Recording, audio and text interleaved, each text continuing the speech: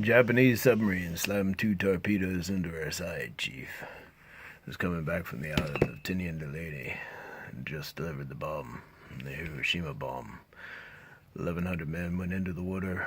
The vessel went down in 12 minutes. Didn't see the first shark for half an hour. Tiger, 13-footer. You know how you can tell that when you're in the water, Chief? You tell by looking from the dorsal to the tail. What we didn't know was our bomb mission had been so secret. No distress signal had been sent. Well,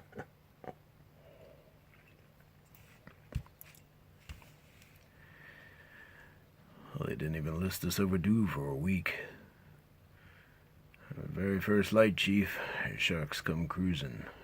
We formed ourselves into tight groups, you know. It's kind of like squares in a battle like you see on a calendar, like a battle of Waterloo. And the idea was, a shark comes to the nearest man. That man, he starts pounding and hollering and screaming.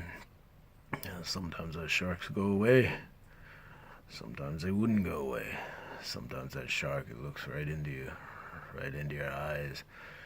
You know, the thing about a shark, he's got lifeless eyes, black eyes like a doll's eyes. He doesn't seem to be living until he bites you. And then those black eyes roll over white. And then you hear all the horrible high-pitched screaming. And the ocean turns red. And despite all the pounding and hollering, they all come in and rip you to pieces. You know, by the end of the first dawn, I lost 100 men, don't know how many sharks, maybe 1,000, don't know how many men. I averaged 6 an hour. On Thursday morning, Chief, I bumped into a friend of mine, Herbie Robinson from Cleveland, baseball player, bosun's mate.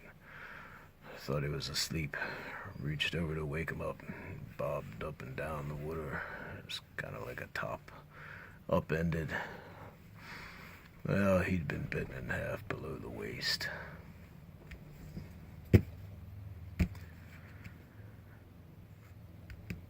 Noon the 5th day, Mr. Hooper.